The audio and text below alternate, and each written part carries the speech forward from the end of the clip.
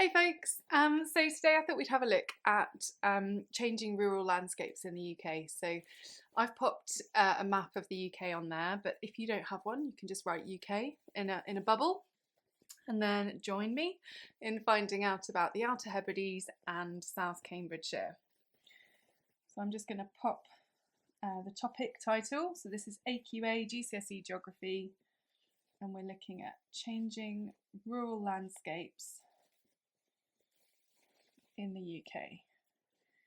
Now, the exam board would really like you to know about two rural places. That means areas in the countryside in the UK where they're different but they're similar. So they're both rural. One has population increase and one has population decrease. And this comes from paper 2. Now, the first place that we're going to look at is this archipelago here, this collection of islands. It's known as the Outer Hebrides, and it's a group of 65 islands. So if we just pop that on there, so the Outer Hebrides, and it is, 65 islands strong and quite remote, really beautiful place. Think white sandy beaches, lots of stunning views and incredible environment to be out in, but quite extreme weather as well.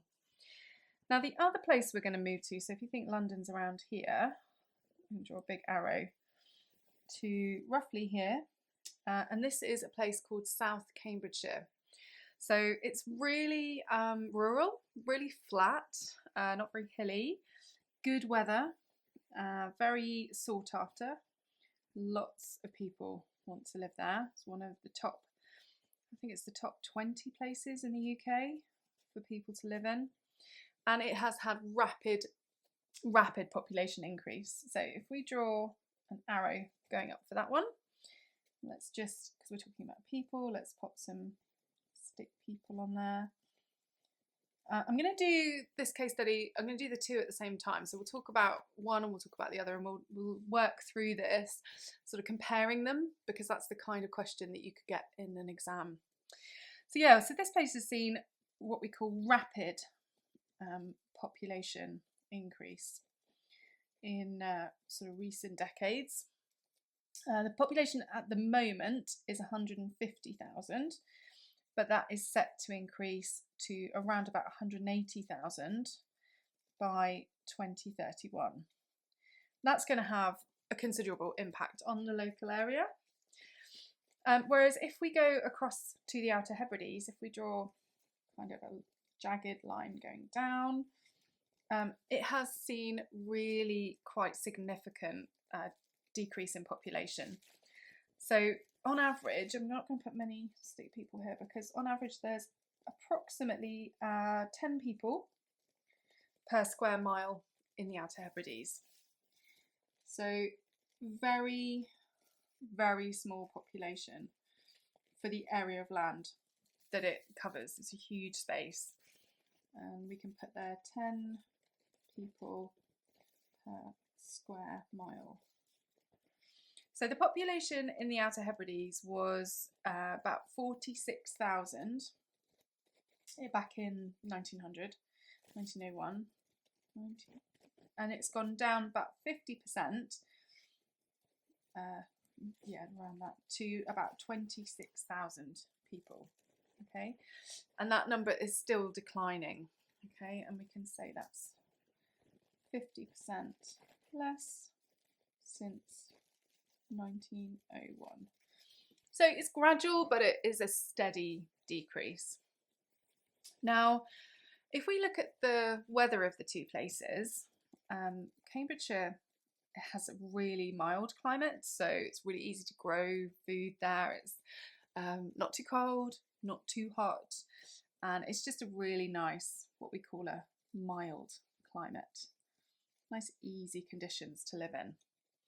Whereas over in, we draw kind of a rain cloud, the Outer Hebrides, don't get me wrong, they get lovely sunny days as well, but it's colder, because obviously it's in the far northwest of Scotland, and they can have quite challenging conditions, what we call kind of extreme weather, which people from, say, South Cambridgeshire would struggle with.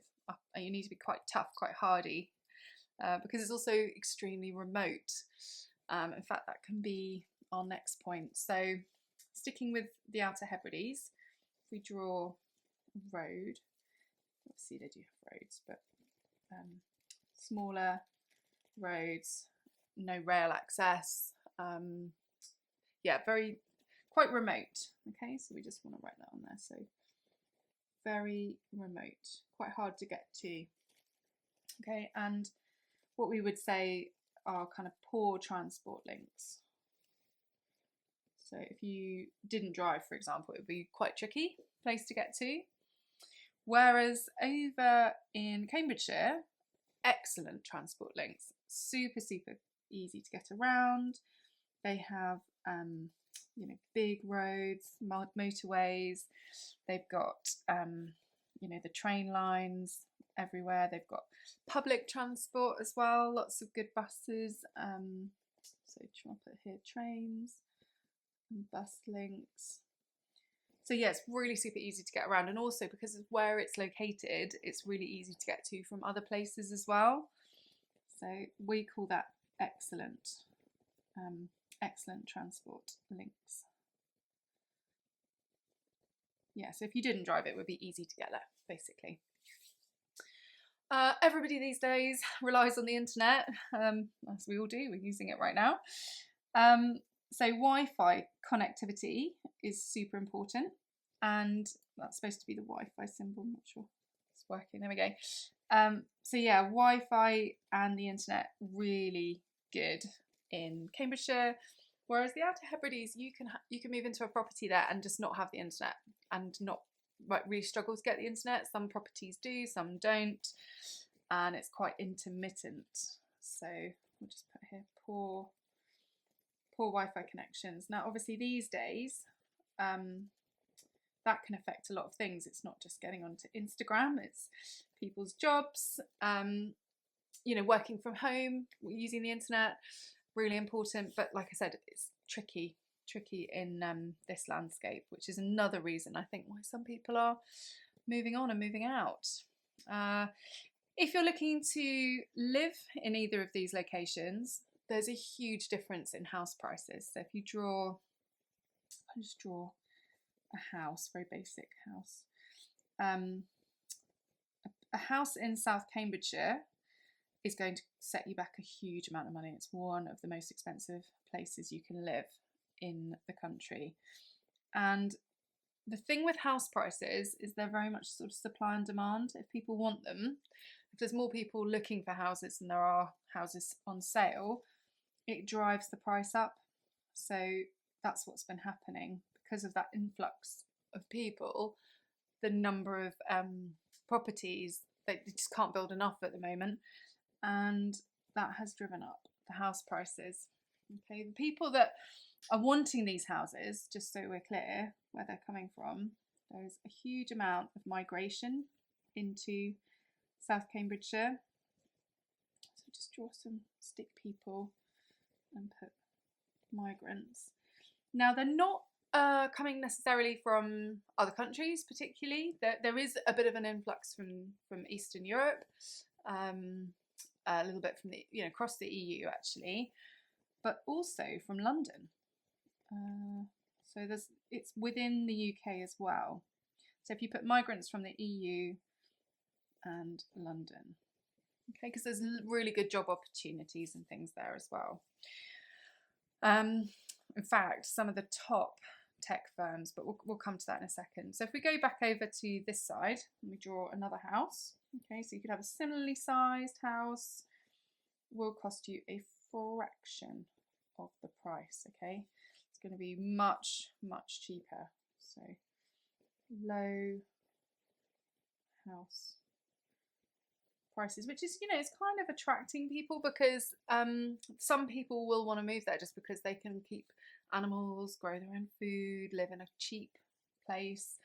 And that's quite attractive, not having a mortgage. So, it's not all people leaving, but it is that is the trend. So yeah, and the reason for that, if we come back to sort of jobs and opportunities and things, is some places have more opportunities than others. So over in Cambridgeshire, there are lots of jobs in what we call tech firms. So if I put that with the Wi-Fi, let's go and top tech firms.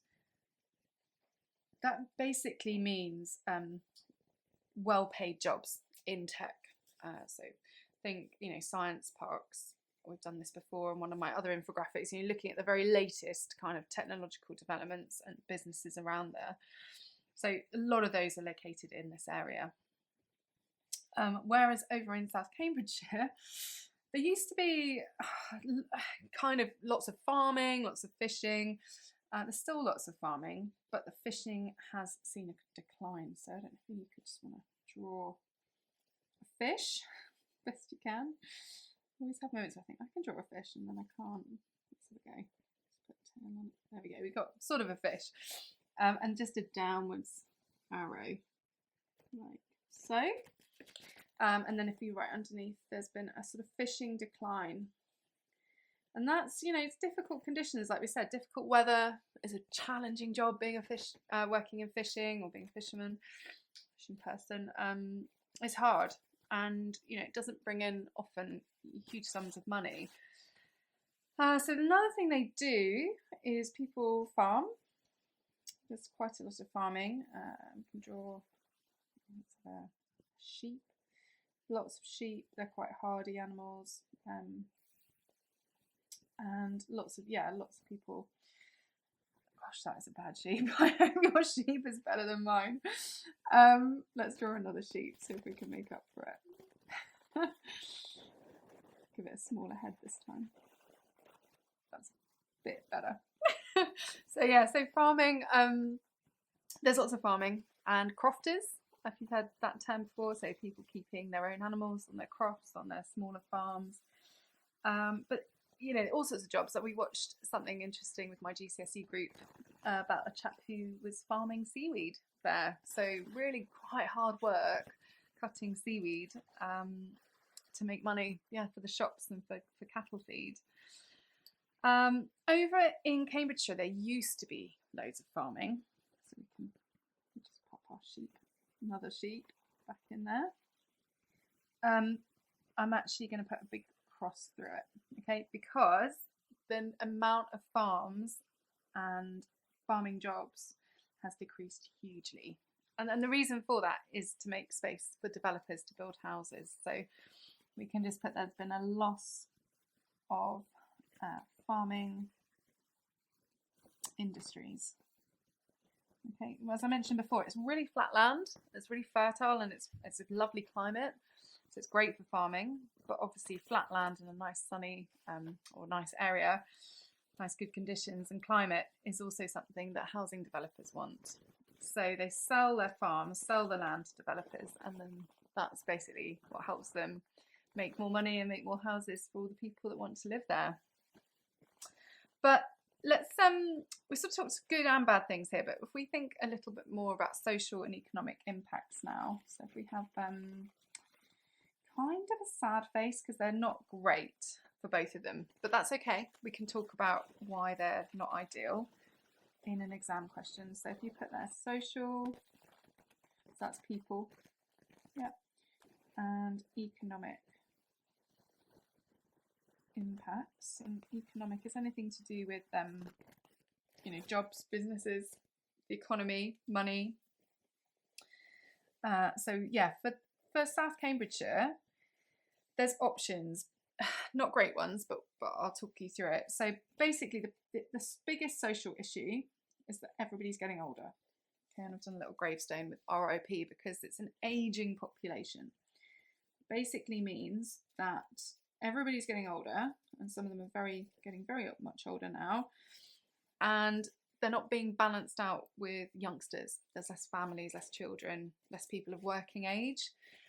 So that has an impact economically and obviously socially as well. So it's really affecting the whole community because the young generation are leaving. They're going to live in other places. They're moving onto the mainland, they're moving into cities, looking for jobs, looking for work, looking for a future. And the other thing, and this is it's sort of a potential option, is tourism. Now, tourism, as we know, is where people go places on holiday and spend lots of money, and that could work really well in the Outer Hebrides. It's a beautiful wilderness. It's great for walkers, dog walkers, adventure sports. But the problem is they don't have the people or the infrastructure to really grow that economy. So it's a lack of infrastructure there, basically. So they don't have enough hotels, enough people working there, enough investment in it. So tourism is kind of an option, but there's that lack of infrastructure. And I don't see that improving anytime soon.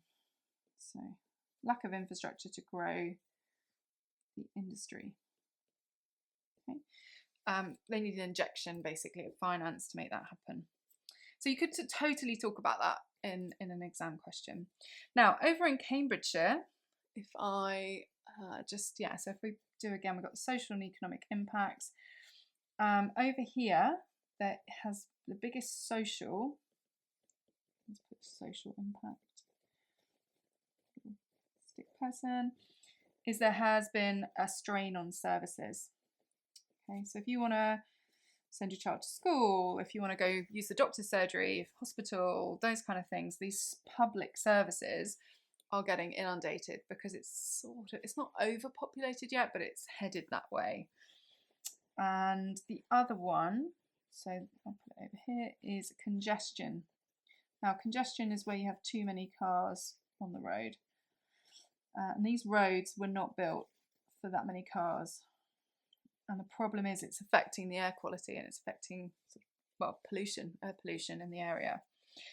And the main economic impact, they're mainly positive. Okay, jobs, lots of jobs, lots going on. There's like 200 different bars and restaurants. There's a market. There's lots of jobs. So we can put that, lots of jobs and opportunities. So that's on that sort of positive side, and that's obviously going to bring tax in and multiplier effect, and it's going to improve the whole economy. But on a negative side, it's a very high cost of living. Okay, not everyone can afford it. It's not an easy place to live. It's expensive. Okay, right, there you go. There's your whistle-stop tour of the Outer Hebrides and South Cambridgeshire. And remember, in an exam, you could be asked to kind of compare the two and talk about their social and economic impacts of population increase and population decrease in rural areas.